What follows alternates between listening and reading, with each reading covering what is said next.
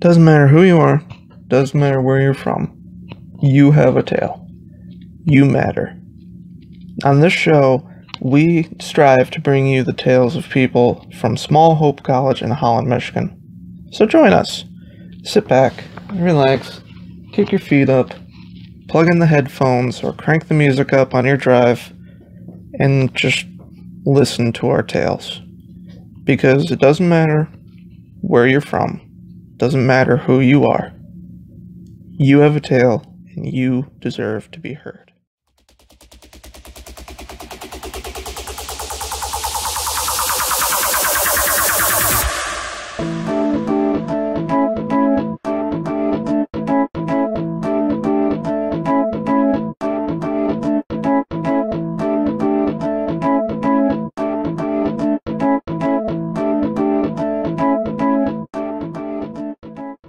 Ladies, gentlemen, and everybody else, welcome back to the Tales of Hope podcast. I am your host, Nick McNamara. If you did not know that, well, let me tell you about myself a little bit here in a second. I am a graduate of Hope College, which is in Holland, Michigan. I graduated not too long ago, 2017. I began working as a custodian there, actually Halloween of 2017. So I was only gone for about, 5, almost 6 months. So, I'm happy to be back, and I'm happy to be doing this show. Do me a favor, go back to the start of this whole show, because we're only on episode maybe 13, 14, I'm not entirely sure. Go back, listen to everything, get caught up, which you don't really need to get caught up, there's not a story to everything. Anyways, go back, listen to the show, you should hopefully like it. If you do, be sure to follow the page on all the social media, give us a rate, give us a review, give us a like, give us a follow, do all that good stuff. We can be found on Facebook at Tales of Hope Podcast. Just search it, you'll find us. Instagram and Twitter at Tales of Hope Pod. All lowercase, no underscores, nothing, no symbols. YouTube is also Tales of Hope Podcast, just like the Facebook page. And you can go to either anchor.fm/Tales of Hope or to the Anchor app and just search Tales of Hope. Or you can go on anchor.fm and search Tales of Hope too. But if you're actually going to type out anchor.fm, you might as well just do the /Tales of Hope as well. Make it easier on yourself. Through that amazing website, which actually just started hosting, or allowing you to do subscribers through them, which might be something in the future. If we can build up the listens and the following, that would be awesome. Through them, you can find us on Google Podcasts, Spotify, Breaker, Pocket Cast, Radio Public, Apple Podcasts, and CastBox.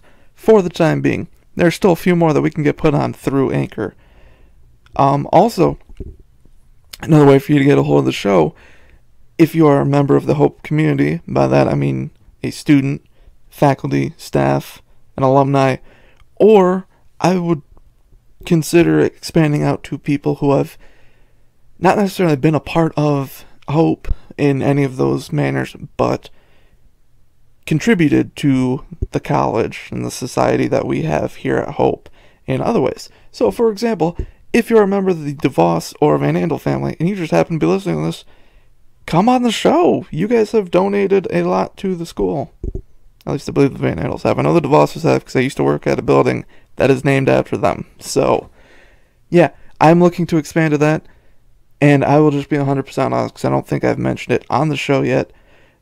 I guess you could say a pipe dream of mine is to bring the one and only starting quarterback of the Minnesota Vikings, Kirk Cousins, on the show. Because if you did not know, he is from Holland, Michigan. And he hosts a football camp every summer for, I don't remember, the past 5, 6 years now maybe. He's been hosting it here at Hope. So, if there's by some small chance I can bring him on the show to talk, that would be amazing. So, we'll see what we can do about that. Anyways, yeah, I'm open to bringing people that have contributed to Hope through whatever means onto the show, talk about their lives, because I think that'll be awesome for us to hear about them and learn about them, because that's not something we always learn about, is the people who contribute behind the scenes. We might recognize the names, for example, the Richard and Helen DeVos Fieldhouse, which, I mean, that's Richard and Helen DeVos. We know those names because they're they're the DeVosses, but we don't know who they are exactly. So that would be something cool.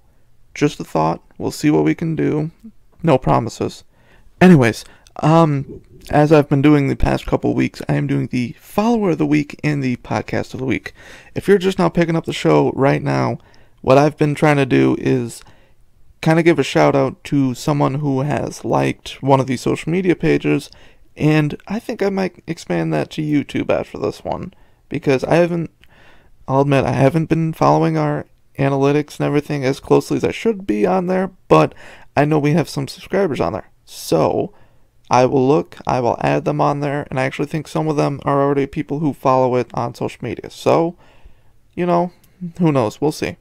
Anyways, this week's follower of the week, I promise, guys, I do this randomly. I use a random number generator on Google. I did not plan this. I did not mean for it to happen, intentionally, but the follower of the week this week is actually my brother. It's Michael Harper. He is a 2014 graduate of Hope, which actually, if you listen to the last episode with Megan Cadulas, the follower of the week then was Brandon Robinson, who was also a 2014 grad. So, again, I did not plan this. It just so happened that it landed on the number that my brother's listed as in my spreadsheet of all the people who follow the page. So, Michael, thank you for the support. I appreciate it. And yeah, you're awesome.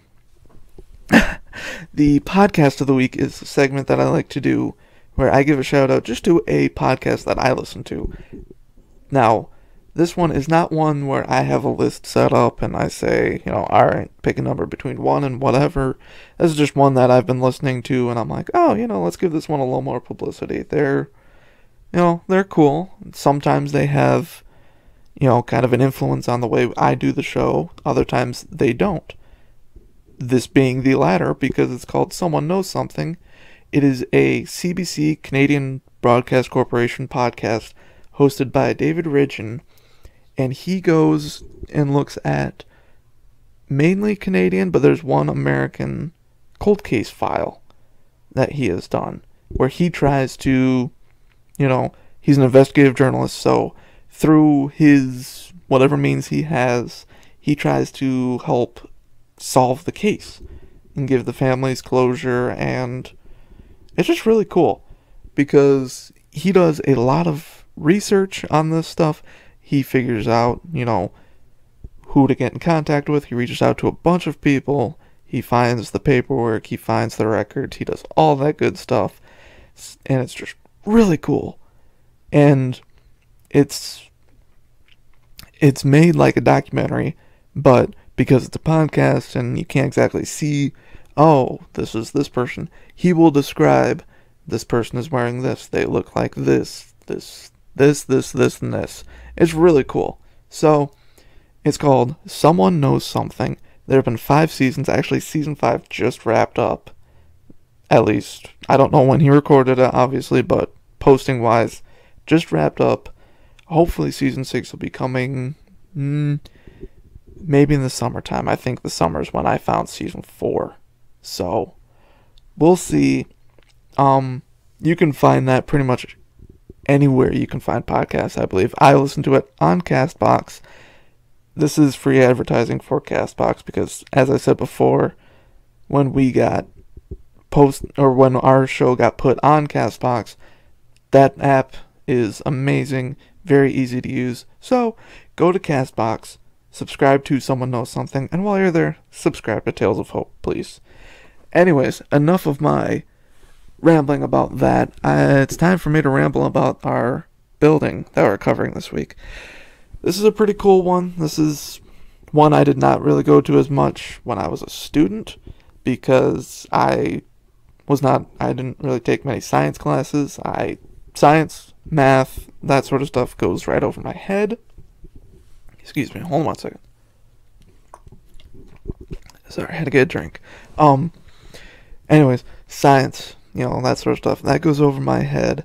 So, I stayed away from that building as much as I could, which, Unfortunately, I did have to take a few classes in there, so I got to see it a little bit, but now that it's on the west side of campus, which is the side that I clean on, so I've gotten to see a lot of it, and it can be creepy in some places, especially when you go in the room with all the taxidermy animals. It is the A. Paul Schaap Science Center, or just the Science Center, as I know a few of us students call it, or Schaap as we call it on our team. Anyways, the Science Center is the subject of conversation this week.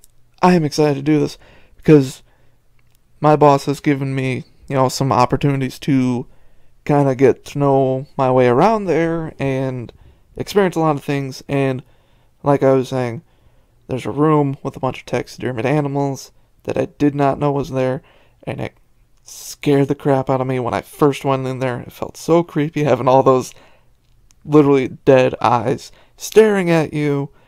I think they did that on purpose, had some of them looking like right at the door. It was freaky. Anyways, this place is interesting. It's huge. If you saw the picture I posted on Instagram and Facebook, I had to do 2 pictures because this building is so massive. It is actually... Sorry if you heard that creak. I'm actually recording this in the bedroom of my apartment, so I might shift around into the new microphone. Yes, new microphone. Also, check out Instagram because you will see the new setup that we're using. Go look at that. This is hopefully going to sound better than using a lapel mic. Anyways, this building is actually, I guess you could say, 2 buildings, because it was originally called, and this is getting into it, in 1973 construction was finished on the building, and it was called the Peel Science Center. It was at the time home to the biology, chemistry, geological and environmental science, and psychology departments, and it was named after Norman Vincent Peale, who was a Reformed Church in America, RCA minister at Marble Collegiate College in New York City, and a former Hope trustee, hence why the building is named after him. Something interesting about this church that he was a minister at, President of the United States Donald Trump actually attended this church while growing up, and he married Ivanka there at the church. So, if you think about it, we are now kind of tied to the President of the United States. That's a little interesting, I would say. Anyways, Norman Vincent Peale. He was the author of the best-selling book, The Power of Positive Thinking. He was a little, I guess, radical in the sense that, like the book was called, The Power of Positive Thinking, he believed that you just needed to change your mindset and you were good to go, which, as we know today, isn't exactly the right thing to do. Anyways, he was born May 31st, 1898 in Bowersville, Ohio. He earned his degrees at Ohio Wesleyan University and the Boston University School of Theology. And kind of going off of how I said he was, known for a little bit more different, I guess, radical way of thinking, he founded the American Foundation of Religion and Psychiatry with psychoanalyst Smiley Blanton in 1951. After writing The Power of Positive Thinking, he was heavily criticized, as I keep saying, radical way of thinking back in that day, and he actually lost touch with Smiley Blanton, who asked that he not be mentioned in the book at all. So they go from, being the founding fathers of the American Foundation of Religion and Psychiatry to not being in contact at all, simply because of a book and a way of thinking. So that kind of says a lot about the way of the world today and back then, and just how powerful words and your beliefs can be. Anyways, so that is Norman Peale, who the Peale Science Center was named after. In 2003, so that was, remember, this is 1973 when this construction began at the first building. In 2003, what is now what we know, kind of call the A. Paul Schaap Science Center, which is basically a new wing to it, an 85,900 square foot wing, which, if you know the building now, is where the nursing department is on the first floor and where all of the more traditional classrooms are located at.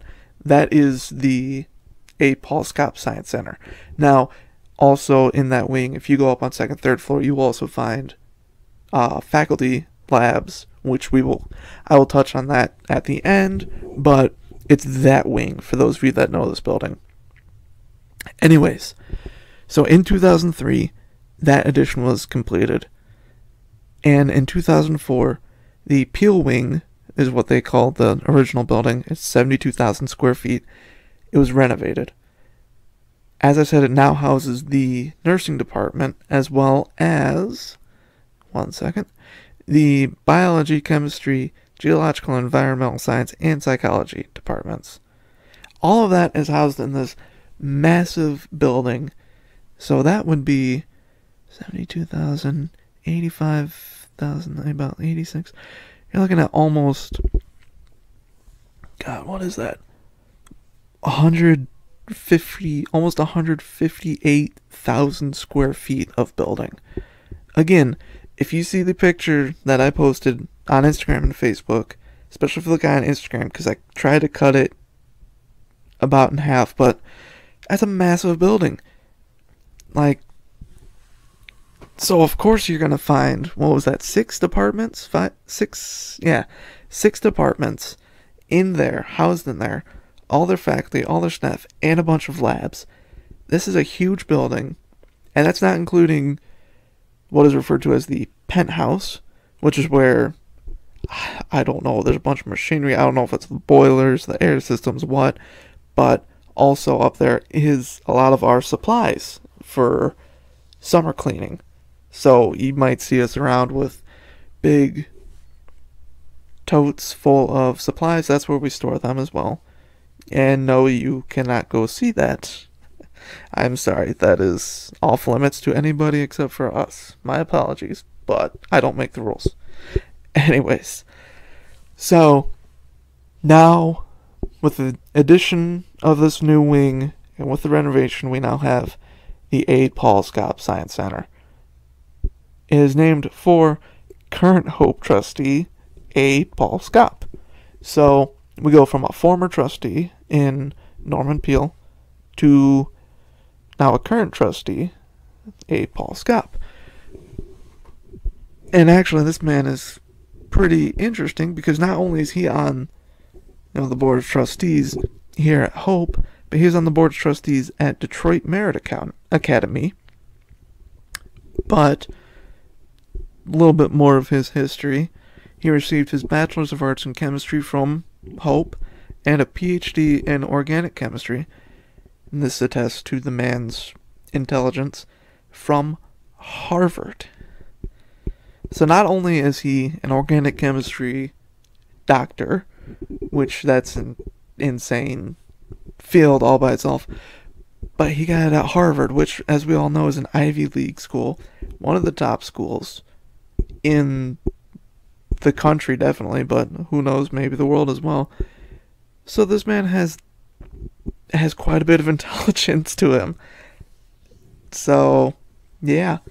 He is also a former chemistry professor at Wayne State, which is in, I don't know if it's actually in Detroit, but is in the Detroit area. If you know for sure, you can let me know, and I'll be sure to pass that on. Yeah, he and his wife, Carol, have donated millions of dollars to, not just Hope, not just Detroit Merit Academy, not just Wayne State, where there's also an A. Paul Schaap chemistry building there. So I think you've kind of made it in life when you have 2 buildings at 2 different colleges named after you. But he and his wife, Carol, have donated millions of dollars through the A. Paul Schaap and Carol Scott Foundation. And along with donating money through that foundation to various schools and causes, they also, as what I could read from an article from Wayne State, donate to the Capuchin Soup Kitchen, the Michigan Humane Society, the Salvation Army, and provide scholarships at Hope and Detroit Merit Academy, where I said he serves on the boards of trustees. So, he was also, the company is called Lumigen. It was a company that he had founded and sold in 2006. So, this is a very successful man, a very smart man, and of course we're going to be naming buildings after him in multiple places. I mean, this is cool to see that somebody who has, kind of going to go on a tangent here, sorry, but somebody who has all this money, who is very successful, very smart, and instead of, just squandering that money, spending it on useless things, or hoarding it, or not giving back to the community, he and his wife are just, just awesome people. They're giving money to the needy. They're helping students achieve their goals. Sorry, I had to get another drink. But, they're giving back. And that's amazing that someone in their position does that. So I think, this should just be a reminder for all of us that we need to be giving back. We need to be, we might not have the amount of money that he has. We might not be able to do things that he's been able to do, or that Norman Peale did, or that a lot of other people can do who have a lot of money, but we can still give back. We can still help. So, this is my call to action to you in the middle of a podcast, is if you are able to find a charity, find something to give to, begin giving. You, trust me, I have given before. I'm not, like I said, I'm a custodian. I'm not someone who has a lot of money. I have never had a lot of money, and I probably will never have a lot of money. Let's be 100% honest here. Yet, I still give back when I can. Especially when I find, something that I feel strongly pulled to donate to and provide my help to, I will do it. So, I ask you to do the same thing. Find something that you're, passionate in, and donate. And rant. I'm sorry. I had to do that. But, so that is 8 Paul Schaap. The building itself, as I said, is massive. It is home to, and this is weird to hear me say this, so just pay attention, 12 classrooms. What they mean by 12 classrooms, even though it's a massive building, that's just counting your, typical classrooms. Which that number even kind of seems small. You might think, oh no, or you might know, I should say, that some of the stuff I say isn't, might not be as up to date as it should be. These articles, I find them, whatever hope.edu can give me for some of these buildings, I use. Whatever Google can give me for some of these buildings, I use. I need to get a hold of, there's a guy who works in, it's called Tile, the building's name, but it's the Joint Archives of Hope in Holland. There's a guy who works there who is supposedly Hope's building historian expert. I need to get a hold of him, see what, see what resources he can give me to help me with these episodes. I apologize, this is going to be a short episode. I'm looking at the time right now. It's going to be a very short one. I'm sorry. I will be 100% if I kind of struggled with the motivation for this one. It's been a long few weeks at work. I'm worn down. I'm tired. So, my apologies. I wanted to get an episode out. This will not be my best one. I'm sorry. Anyways, I want to get a hold of him. His name is Jeff Reynolds. And he's supposedly the building historian, like I said. So I want to see what resources he has to help us out with these. And who knows? Maybe I can bring him on the show one of these times. I don't know. Anyways, so it is home to 12 classrooms. What this means is your typical table, chair, or desk setup, but that is mainly on the first floor. There are a few on second and third floor, but it's mainly first floor. 30 faculty research labs is what makes up the majority of this. So that is, if you have been in this building, and if you have not, I wish I could show you, but if you see on second or third floor a big lab with somebody's name on the nameplate outside of it, that's their research lab. They won't have classes in there, but they will be doing their research in there, and whatever students are helping them, they will be in there as well. So that's kind of cool. 30 faculty research labs. That would be for, biology and chemistry mainly. I can't think of a couple. Yeah, I think a couple of the geology professors. They would have labs too. So that's what these research labs are. These take up majority of the space, but there are also 21 teaching labs for classes. So that would be, it's set up a little bit similar to the faculty research labs, but it's tables with 4 chairs around them, and then you'll have, microscopes on the tables, or test tubes, or whatever is going to be done, for that class will be in there. It's really cool. So that's 21 of those, which that even seems a little low, on the low side in terms of numbers, but those can be used for anything. One of those is, like I was talking about, seeing the room full of taxidermied animals. That is, I believe, an animal biology lab. And so it's very freaky if you walk in there and see all of these animals in jars, or, stuffed birds sitting on the shelves. And then you go across the hall into the storage room and you see even more. But, so that's where I had that experience, is in one of these teaching labs. Also, if you're able to go in there when students are working in this room, you are more than welcome to go visit it. It is the Science Museum.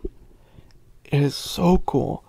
So it is home to, they have fish tanks, they have 2 or 3 turtle tanks, they used to have a very large, I believe, I don't know if it was a python, a constrictor, or what, but they had a very large snake in I don't want to say, it wasn't a cage, but I'm not sure what you would call a snake, home, habitat, whatever the term for it is.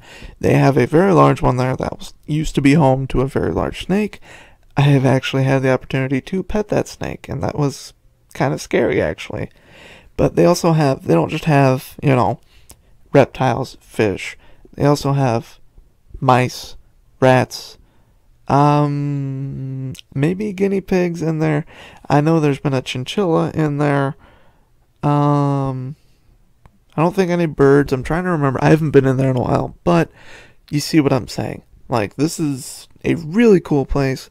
It's kind of designed for more, when local elementaries come through, that's one stop that they would take them to, is take them in there so they can see the animals, learn a little bit more about them. It's that sort of thing. That's really cool, though. I mean, I remember seeing that not even my freshman year. It had to have been when my brother was a freshman or a sophomore, and I was still in high school. I think I went and saw that 1 or 2 times, and that was really cool. I'm glad they have that. Again, you can only go in there when somebody's in there working. Otherwise, it's locked, and don't ask me for the key because I don't have a key for that. Anyways, along with all of that, there is an atrium, gorgeous atrium. You can, on the first floor, you're able to sit in there. They have tables, they have chairs, all of that. And you can also, second and third floors, as you're going from the Peel wing, or from, the Schaap wing, I guess you could say, to the Peel wing. You can look out over, over the railing, and you're looking down on the atrium.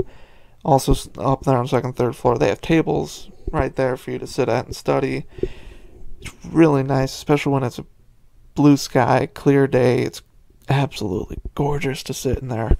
But it's also nice and quiet. Like, you might hear people coming to and from class, but if you're in there in the afternoons and the evenings, there's not going to be a lot of noise. Also, in the atrium, there are 3, 4, I think maybe 4 little study rooms off to the side.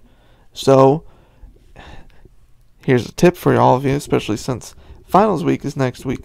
If you're looking for somewhere to study and the library is full, go across the street to the Science Center and use those study rooms. This is the Tales of Hope hint of the week. No, but seriously, it's a really cool place to study at. It's a nice, meeting area for small groups. There's actually one of Hope's Formula One cars sitting in there, which, yes, Hope has a Formula One racing team, it's not like an athletic team. It's not like, I don't think it's intercollegiate. I'm not entirely sure, but they do have a Formula One team. So look up that if that's something you're interested in. It's pretty cool, actually. Anyways, we also just built a new aviary. I do not know where that's at. I actually just heard about it on Tuesday at the Fizz Plant Christmas party. Or, sorry, we call it Fizz Plant. Physical plant, which is custodial, maintenance, grounds, all that. For those of you who do not know what Fizz Plant stands for. We were talking about, the new stuff that was done over the summer, and one thing was the aviary, that was made that we believe is for ducks. We're not entirely, I don't know. That was brought up. That was the first time I'd heard about it. I don't know where it's at. I want to go check it out, though, because it sounds really cool. Also, I believe this is only used for classes. I'm not sure if they allow, tours through there or people to walk in there, but they have a greenhouse, which is actually really cool. I got to go there. I walked through there when my boss had me looking for... So, alright, a little bit of a tangent. He asked me to go through the entire building. Again, remember, this is over 150,000 square feet. He asked me to go through there and look for ceiling tiles that were wet and damaged and needed to be replaced. So I'm walking through the building, and I didn't know, how many ceiling tiles would be back in the greenhouse, so I thought I'd walk back there, and I ended up walking through the whole thing just completely enthralled, just so excited to look at it and see, all the different plants and everything. I couldn't tell you the names. I know I saw a cactus, and I was afraid that I was going to get pricked by it because I had to walk past it, and it wasn't exactly the widest walkway, so there's that, but it was just really cool being out there. It's also very humid, so yeah, don't go out there in the summer, or if you do, drink a lot of water beforehand. Anyways, I believe that is used mainly for, botanical biology, I guess that would be the term for it, classes in that area of the sciences. So, yeah. Cool fact before we wrap this thing up and I stop my ranting. In 2006, the U.S. News and World Report included Hope in America's Best Colleges Guide for emphasis on undergraduate research and creative projects. Many of the projects and most of the research is done here in the Schaap Science Center. So, that is really cool. As I said, there are about 6 departments in here, all of which do research in some manner, either in a lab or in the field. So, so I don't think I've talked about the size of Hope before. Maybe I have. We are a 3,000 some student school. We are not that large, And here we are, 2006. We're on America's Best Colleges Guide. I'm sure with Notre Dame and Stanford and U of M and, all these big name colleges that everyone knows. And then there's Small Hope College in Holland, Michigan, listed among those because of, research and everything that gets done in buildings like this with the amazing professors that we have here, who I need to bring on here because these people are cool. I would love to pick their brains and figure out just how they got into these crazy fields. So, yeah, that's just a little side tangent on how awesome Hope College is. Anyways, that is what I have for the Science Center. Again, didn't have a whole lot of info to pull from. My bad. But also, this is a building that I am not too experienced with. I don't know a whole lot about it myself. I am still learning about it. Maybe we can revisit this later when I get access to, whatever we have that I can use to learn about building histories and all that good stuff. So, anyways, again, that was the A. Paul Schaap Science Center, formerly the Peel Science Center. Amazing building. If you're in the Holland area, go check it out. Yeah, it's awesome. That's all I can say about it, really. Anyways, that's the show this week. Again, my apologies for a shorter episode. Actually, we're looking at a usual, or not really usual. Our usual is about 50 minutes, but this won't be the shortest episode we've ever done. Let's put it that way. It'll be on the short end, but not the shortest. So, if you stuck through my ramblings every week, thank you so much for listening. I really appreciate it. I need you all to do me a favor. Go on to Apple Podcasts or whichever podcasts apps you can go on to that allow you to rate and review the show. Give the show 5 stars. Give it a 10 out of 10. However these things do it. Give us ratings. Give us reviews. I would love to hear from you guys on what I can do better, on what you want included in the show, all that good stuff. Without you guys, this show isn't going on. I'm just a guy speaking into a microphone, if you're not listening to this. So, please, give me your feedback. Give me advice. If you're someone who has done podcasting before, email me and, let me know what I can do better. I understand, I'm not... So I am not, the most, confident, but, in a situation like this where I'm speaking, I'm not the most eloquent. I am not the most, I'm not the best person to put behind a microphone. Let's just put it that way, as you can hear by all these stop and stumbles and all that stuff that I'm doing right now. So if you can give me any tips, any tricks, that would be amazing. As I sit here and say that, I'm not going to be putting behind a microphone on my own, and I just got a notification that my laptop is about to die, and that really scared me because I thought I had plugged this in. Anyways, even though I'm sitting here saying that I am not the most, look at me, I'm rambling. I'm going back to what I just said a little bit ago. I am sorry, but that makes me who I am. Anyways, I'm thinking about doing a second podcast to go along with this one. It would be weekly, like I do here, but for those of you that know who I am, you know how big of a role sports plays in my life.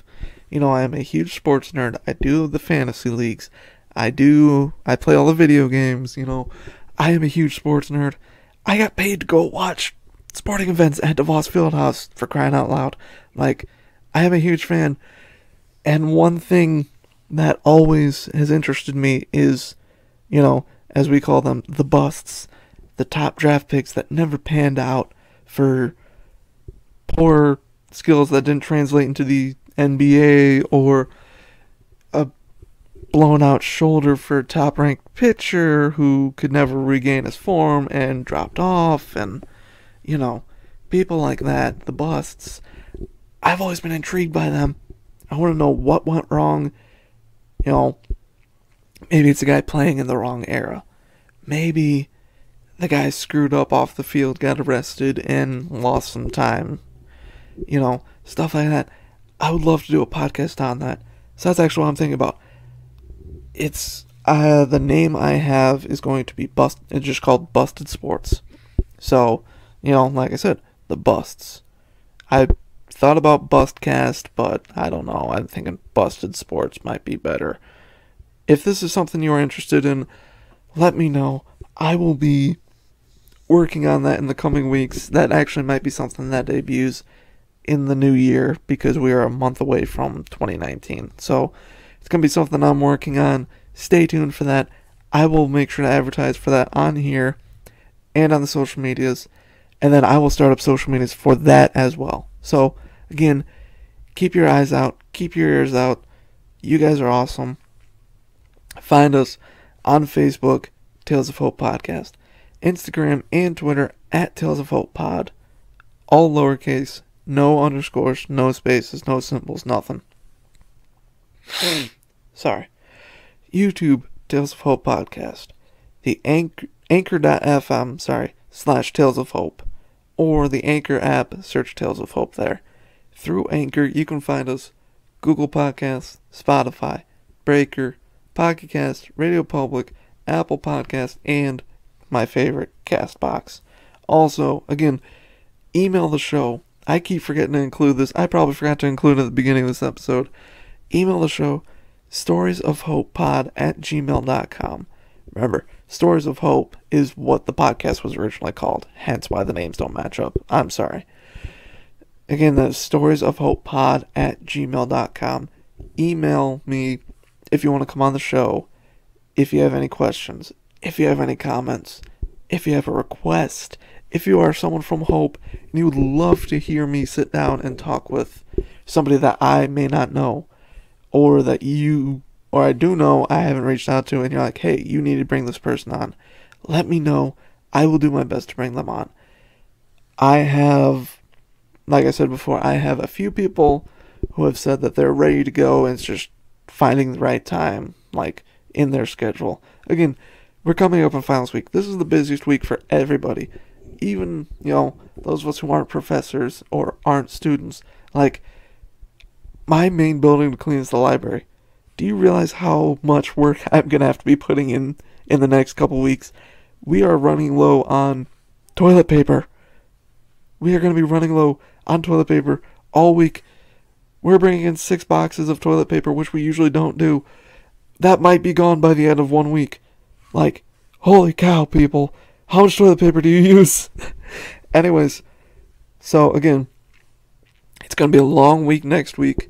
Might do another one of these building ones, which I promise you, it will be a longer, better done one.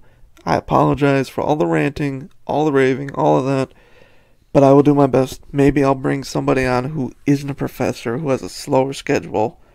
Who knows? Maybe I'll bring one of my coworkers on. I doubt it, though. Nobody seems to want to come on, even though a lot of them follow this on social media and ask me about it. So, that is this week's episode. Again, you have been listening to me rant and rave, and if you have made it to this 43-minute mark right now, you are awesome. I love you. Thank you for sticking with me. I will talk with you guys next week, but before we go, don't forget, it doesn't matter who you are.